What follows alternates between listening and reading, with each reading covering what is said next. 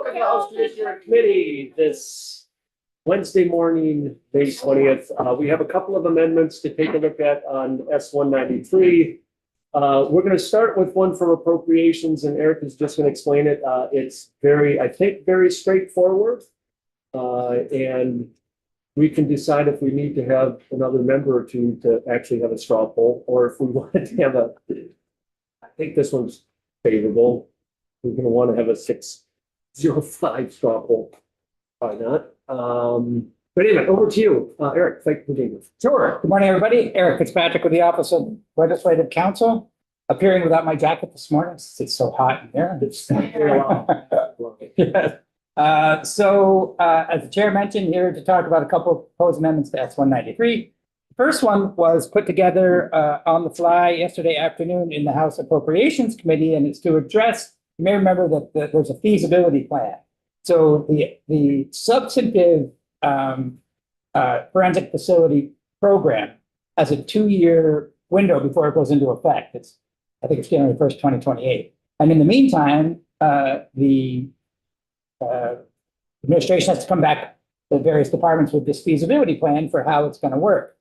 What the Appropriations Committee was concerned about was that they didn't want any departments in the administration sort of getting the facility going and entering into any contracts to start the facility prior to the feasibility plan coming back. So that's the issue that they wanted to address with this language you see in subsection C. Pretty straightforward. Just as absent further legislative enactment by the General Assembly, the Agency of Human Services and its departments shall not advance the development of the forensic facility other than what is required to complete the forensic facility plan. Feasibility plan required by the section. So feasibility plan has to come back first before any contracts can get entered into to move forward with the facility. And that was it. They voted it out yesterday afternoon. That was that. Any questions on this one? I assume we should wait till we have a few more people, or should we just vote? Yeah, I can get other people. Well, let's wait. We'll wait. We'll vote on everything towards around 10 o'clock or towards that, so that we may have more people. Are you allowed to get people's vote on straw polls after the fact? What's that? Are you allowed to get people's votes on straw polls after the fact? Yeah, I tried to avoid it. Yeah, okay. But it can be done. So, okay, so that's that one. And Eric, if you could walk through the amendment from Representative Wood and others from the Human Services Committee, and I know that we'll have.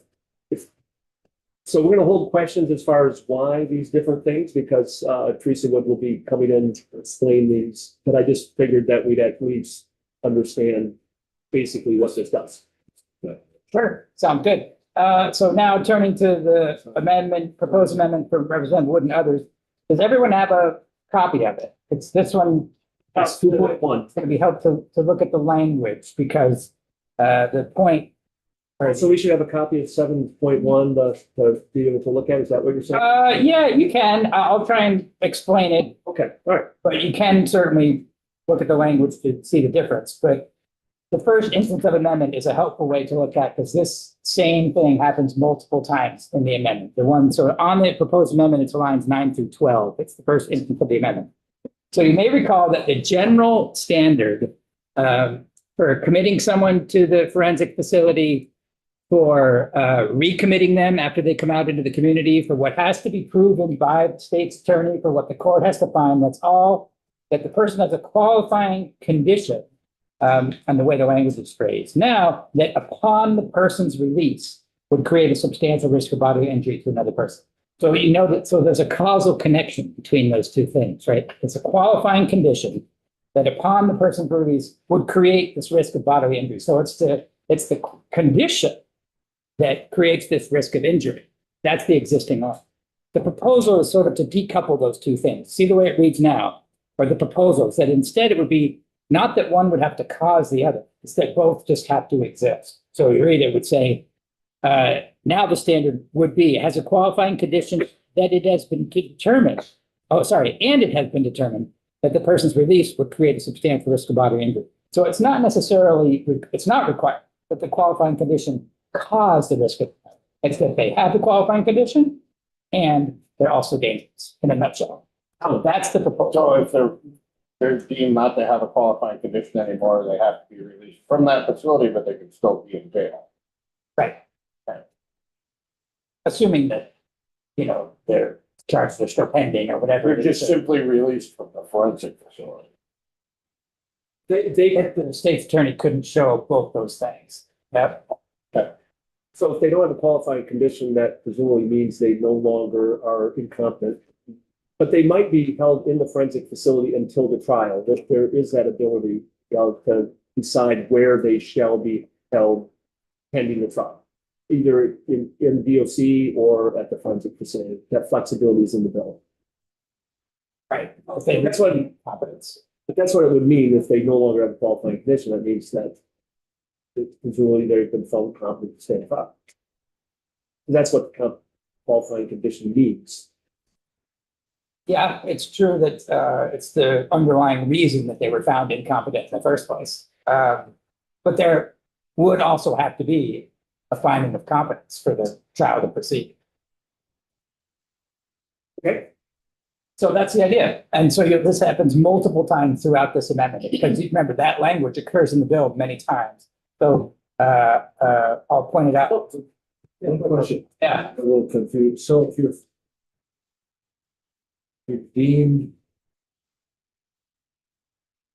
if you go from not competent, trying to figure out how to word this.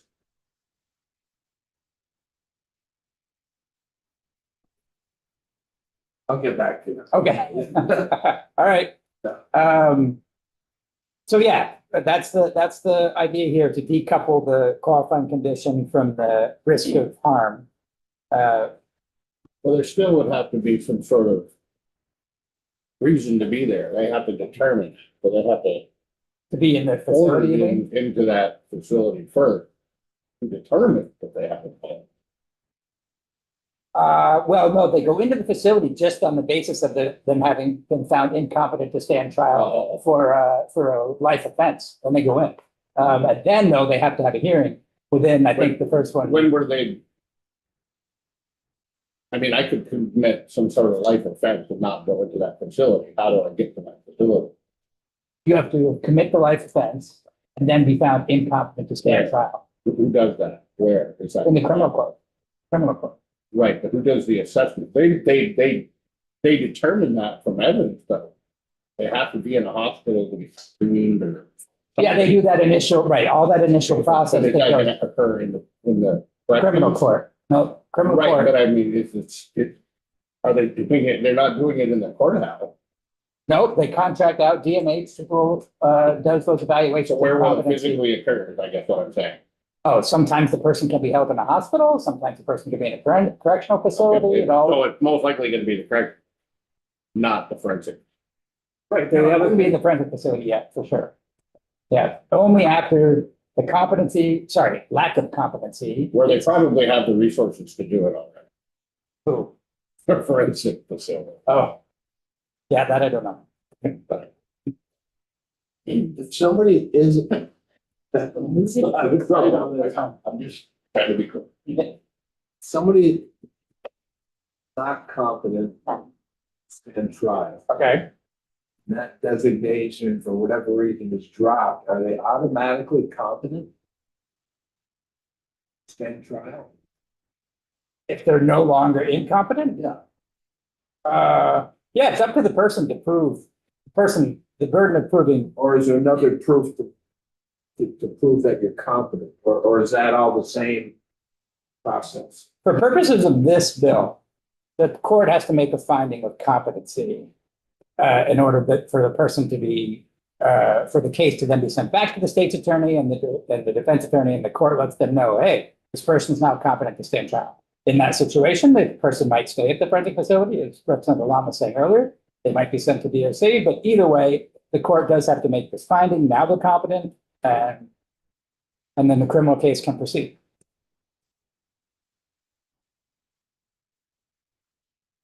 Okay, so that's the one, probably the biggest thing that's going on in the proposed amendment, and I'll point out that numerous times.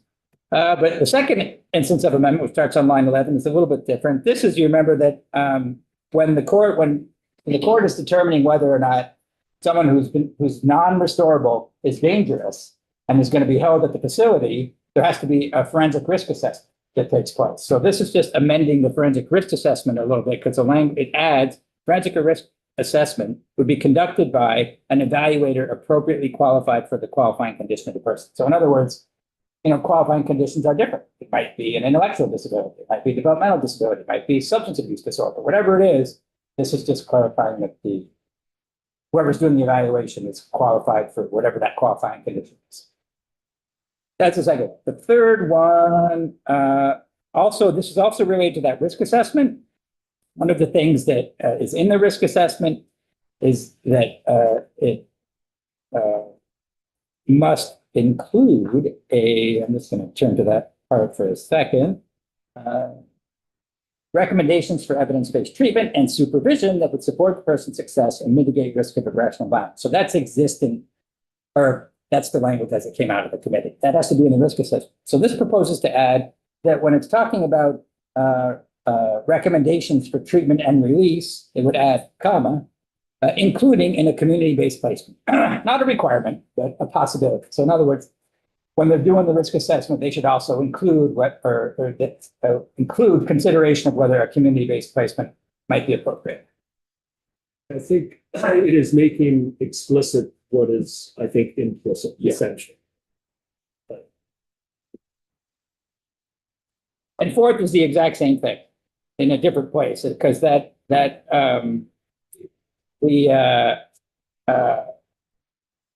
once the person has been found non-restorable and dangerous, the court has to determine what the proper placement for them is. Could be in the forensic facility, might not, but also just adding that when they're considering what it is would be appropriate, they will also consider whether the community-based placement would be the right one. So that's the fourth one. Turning over to the next page, the fifth one, page 2. Now there's actually two different things going on here. This is the point in the proceedings where as I just described, the court has found the person's dangerous, they're not restorable, and they're going to order them continued treatment at the forensic facility. So they're staying at the forensic facility. Remember, though, that there's this periodic review. So you look at line 7, that's every 12 months. That's the same thing, way as it came out of this committee. And then lines 9 through 11, that's just another example of decoupling the qualifying condition from the risk of harm. See, so that's same thing, no longer has a qualifying condition and the person's release would not create a risk of harm. So it's not that the qualifying condition causes the risk of harm. It's that the qualifying condition and the dangerous. And lastly, new language, lines 12 through 15. This is how often the person can get a review when they've been ordered to be stay in the forensic facility after being found dangerous. Under the existing provisions that came out of this committee, it's annually every year, plus anytime the medical services director, medical director, anytime the medical director says, all right, this person can be released, this adds that the person can file a petition themselves. As long as they wait 90 days after the first order, and then they can do one every 6 months. Let's see. So that's I don't know for that. I'm going to presume that you know it inside and out already. Yeah. And that's similar to what we have in Just be the modest here. not guilty by reason of insanity. We have similar language there, and I believe also this is something that at one point during various testimony, Matt Valerio had suggested we should put in there. So, yeah. It also is an existing law for persons who are committed to bail through the Act 248. Right. Yeah. All right. So number 6, another example of the same thing, the decoupling. I know it's an instance of amendment, so it may be hard to follow, but that's the exact same thing. See, it's striking the language that upon the person's relief and instead saying and the person's relief. So in other words, it's the qualifying condition and the person would be dangerous. Not that the qualifying condition causes the person to be dangerous. Another example of that. Wouldn't that trigger, that's just, keep getting hung up. Why is the person's release should not create substantial risk of bodily injury to another person? Why does that even have to be in? If they don't have a qualifying condition anymore, they would just do a bail review or something.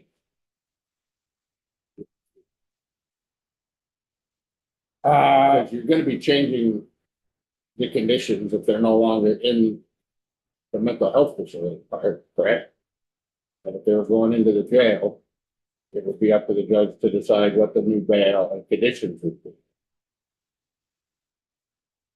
Well, generally speaking, I know that there are constitutional limitations. You can hold somebody just for being dangerous. There has to but be I a mean, mental condition as but well. You would think there would be an argument if somebody who was a heinous crime or something and there was a risk of reoffense, but not because of a qualifying condition or a risk of fleeing. You're not gonna just open the doors and say, oh, you're good. I don't know why you would have to have that in there. I mean, you would think it would automatically could create a better, I don't know, what do you? I think it's because the person can't be in there unless there's both. So the state's attorney has to show, in order to keep the person there, it has to show that they still got both. And if they don't, you're right, if they don't have one anymore, then whatever's gonna happen is gonna happen. They'll get released to DOC or, but if they Right, can't but make they the would have to showing, set bail. Or change their conditions of release. Right, Because they're not. right. So you would think if they're going to be released from that facility, they would have to have a hearing. And there is actually in the release process is specified in the bill for sure. Under So if no condition. more qualifying condition, I mean, I don't know why that last part of that sentence is there, just kind of makes it too confusing. I'm easy to confuse sometimes.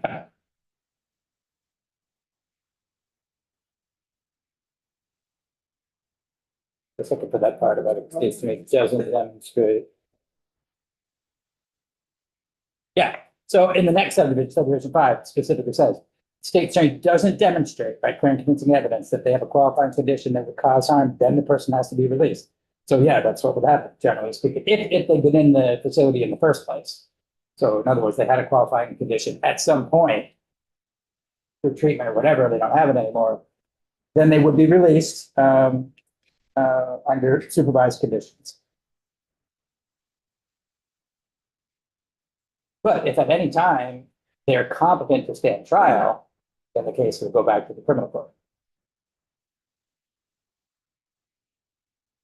But I could keep answering more questions if they come up, but I can also just do a quick walk through the rest of the amendment. So that was the 6th instance of amendment. Again, 7th, exact same thing over on top of page 3. This is when the person will get brought back into the forensic facility. They've been found that they could be released on conditions, and they have this process set up in the bill so that, well, if the medical director says, all right, they're out there on conditions, but we think that they're dangerous again, they can immediately bring them back to the facility. That's that language. And again, it's just making that same change. You'll see lines 3 and 4, well, 2, 3, and 4. If the medical director has reason to believe that the person continues to have a qualifying condition and the person's continued release would create a substantial risk of bodily injury. So it's not that the qualifying condition causes the risk of harm, it's just that they have both. Same thing with the 8th instance of amendment, exact same thing. The 9th instance of amendment. This is the definition of forensic facility. And you'll see the only change here is in lines 11 and 12. This is the forensic facility being defined as a locked, secure facility. And the new words are that provides a suitable clinical setting. I'm going to defer to Representative Wood on that. That's not my area of expertise as to what that exactly means, but those are the new words. And lastly, this is the provision in the, again, definition of forensic facility and the responsibilities, the duties that it has in the existing law. It says, not existing, the bill as it came out of this committee said that the facility had to ensure that a registered nurse or a licensed physician were available to provide care 24 hours a day, 7 days a week. That's what was in the language as it came out of this committee and with the amendments from the other committees. The proposal was to say that person doesn't have to be available 24 hours a day, 7 days a week, but it would just be a requirement that they be available as clinically necessary. What's the existing definition of forensic facility? The existing in the bill, Yeah, I guess it would have to be in the bill. yeah, that's, it might be in the amendment. It's in, yeah, it's lines 11 through 13, really is the operative definition. And then what it does is lines 14 to 19.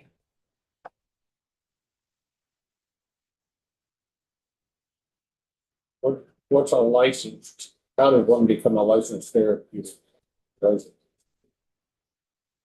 I don't have any knowledge of that area of the law. That's other people's area of expertise. So that definition was really done in the other committees that we really didn't rely on.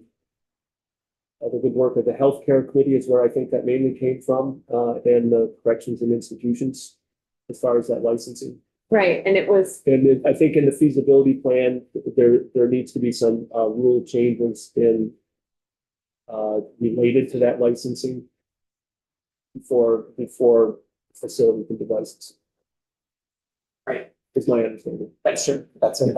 just one further thought about that we learned it's their life, it's through Dale. So they just basically bless it, after visiting, or how does that, Yeah. Sure. Yeah, I don't know. or is there? I think it's I don't know. more, it has to do with, I thought it had to do with. Yeah, I don't wanna, Get somebody. yes, I think I know, but I don't wanna. Yeah, This is coming, right? I know, yes. Martin, care what is coming? I thought Keith will be here by 9:30. I'm gonna text him and see what's going on. Who's that? Teresa would could just explain, But Eric, to be clear, on that part, though, the new language is the suitable clinical setting, right? On line 12 of page 3. Yes, yes. That's a change. Yep, that's the change. The way it read as it came out of this committee was means a locked, secure facility that is licensed as a therapeutic community resident. So it adds that provides a suitable clinical setting. The license part was part of it, but already in this committee now.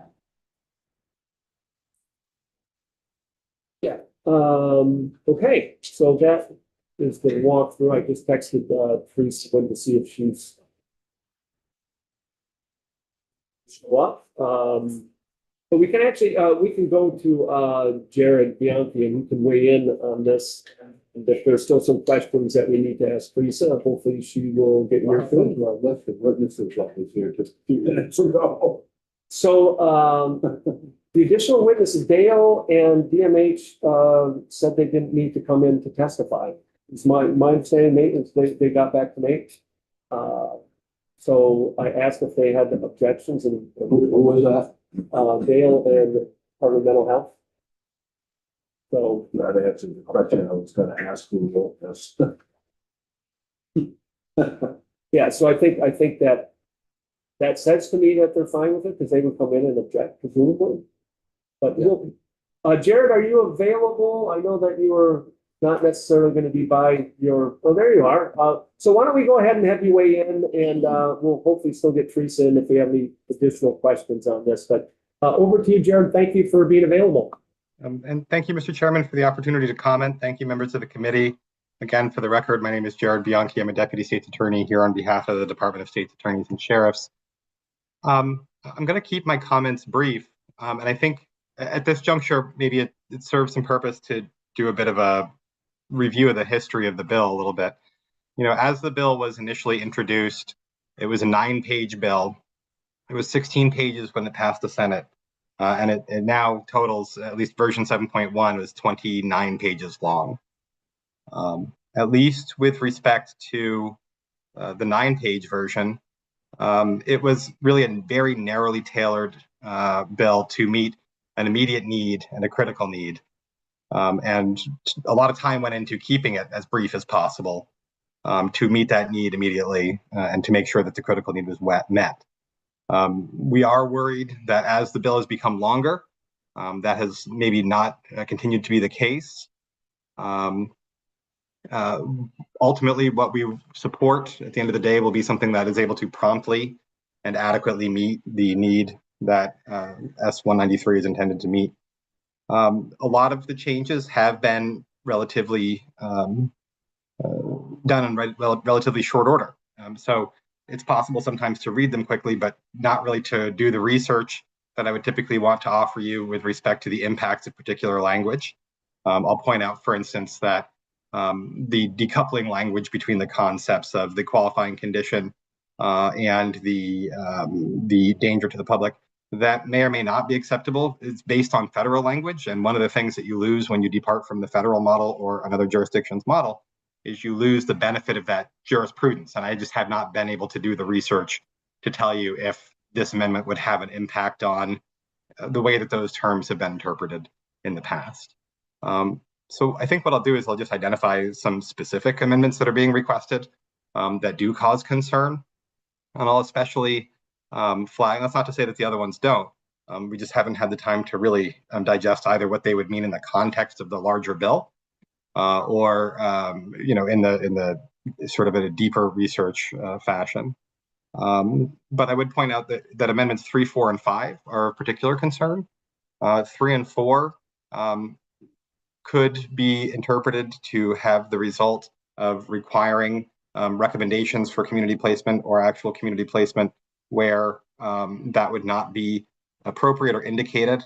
And number 5 is a procedure that we had talked about at an earlier juncture, as I recall. And the way that I sort of respond to that is that it creates the theater and the churn of more hearings, but to the detriment of actual substantive work being done with the court's time. So it is, well, it gives the impression of more process. What we're talking about here is an annual review process with, basically the ability to immediately file for yet another hearing and no ability to forego that hearing.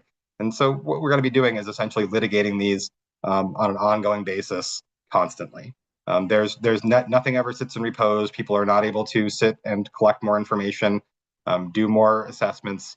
It will just be litigating and reviewing and litigating and reviewing on a constant basis. Can I ask you a quick question on that one, Jared? Yep. I mean, if we're talking about 5 or 6 people, how much of a burden would that be?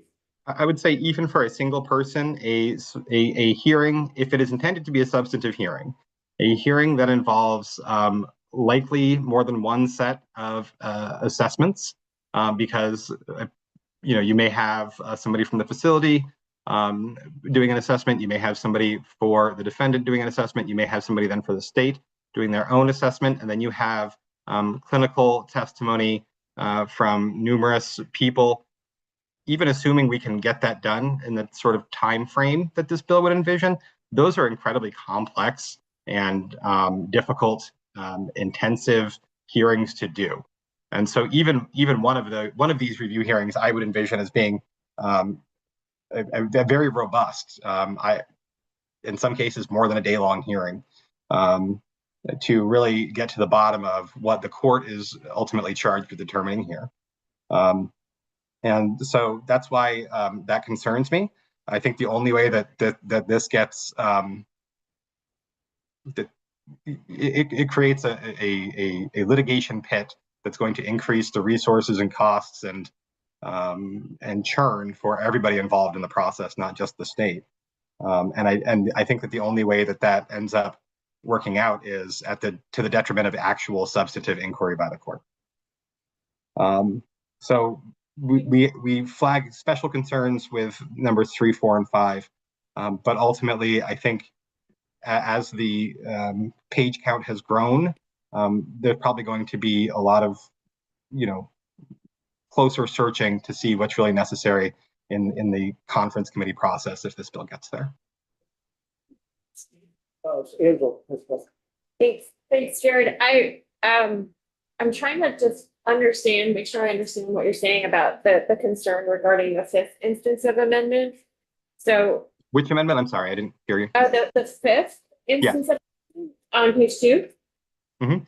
So I just want to make sure I'm understanding. So I think you're saying that the way this is written, so the person is being held, right? Mhm.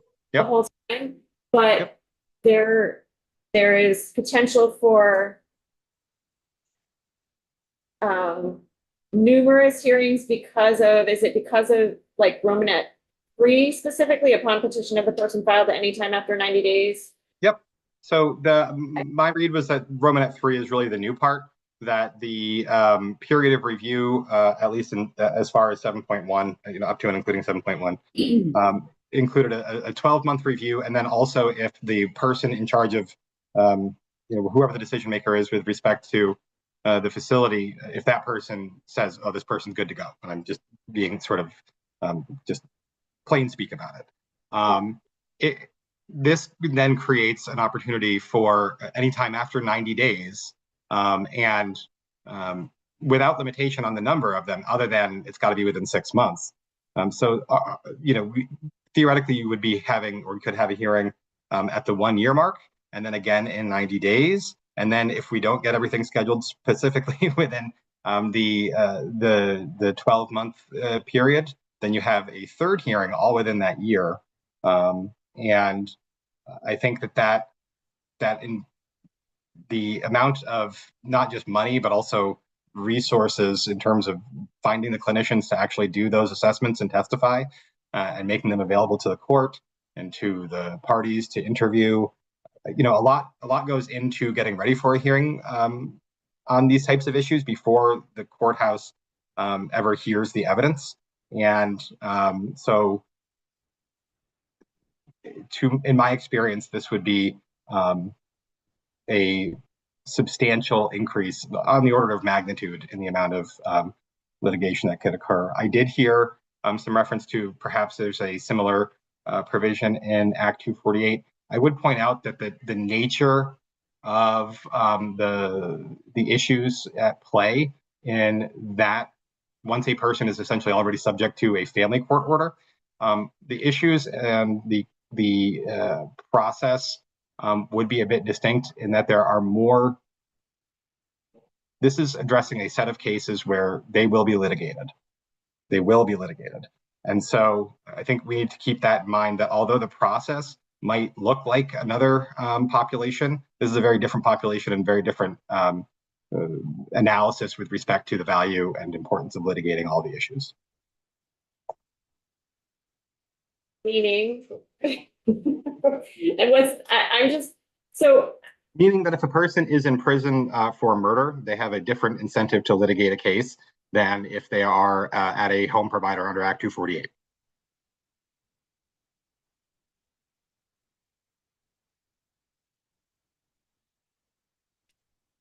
So I just want to confirm what you're looking at version 2.1 as well. I am looking at the version that came out yesterday. I did just a moment before you called my name. I saw that there was a new version, but I have not. And I apologize for that. No, that's fine, because I'm hoping, or I've certainly tried to take care of the issues of the third and fourth. So if you could look at version 2.1, that's the only thing that changed from version 2.1 was to try to address what I understood was your and DSAS's concern with those two sections. So Wait a minute. So Jared doesn't have the most recent version? That's what I'm picking up on here? right, yeah. So it doesn't. That's why I That's asked. just crazy. I mean, this late in the session, this big of an amendment, people haven't got the. I do apologize, sir. It's not my intention. No, to it's not your suggest that. fault. That's not your fault, Jared. And not having how can you argue a point when you don't have the right paper or the right amendment in front of you? On this debacle alone, on this amendment, I'm not supporting it no matter what. And if this, and now, I'm so upset about this, that if this amendment ends up in the bill, I'm dropping my support for the bill. So if you could look at 2.1 anyway, and I apologize for not making it clear that that 2.1 is the version you should have looked at. That was a version that addressed, from what I understood that yesterday from discussing this, well, I got an email from Jared. I sent this out to Jared, to Kim, and I heard back from them that these were their primary concerns. And then I worked with legislative counsel and Teresa Wood to try to address those concerns as I understood those. And it was my fault that I did not make sure that you got 2.1 this morning, Jared, but I think it's important for you to look at those and weigh in on whether, in fact, those address your concerns. If it would be okay for for you, Mr. Chair, and for the committee members, I'd like, if I could, just to provide that through Kim McManus, who is sort of more present in the building. And that way I don't have to take your time while I sort of muddle through these, if that would be acceptable to you. Oh, that would be fine as well. That would be fine. Kim, would you like to address that now, or do you want to? Okay, thanks. And thank you, and I apologize for any confusion. No, that's not your fault. Again, I just want to emphasize, it's not Jared's fault, and he shouldn't be apologizing, but are you up to date on this newest, Yes, like a better word, concept? for the record, Kim McManus with the Department of State's Attorneys and Sheriffs. 2.1 was shared with us just before everyone gathered. And in the age of all the devices, I sent it to Jared, but I texted it from my phone. So, things are flying through time and space right now. But my question is, has it been, and I don't mean it's detrimental towards you at all. This is not you. I mean, it's grown in leaps and bounds. Has this been thoroughly gone through? I just heard it's not with Jared, with you, with the people that are in mind. I'm not gonna say the rest of it. I'm just gonna let that go. So the amendment was shared, the first version of the amendment was shared with us yesterday. At what time? In the afternoon, and early afternoon, and we were asked to look over it and Okay. provide feedback back to the chair.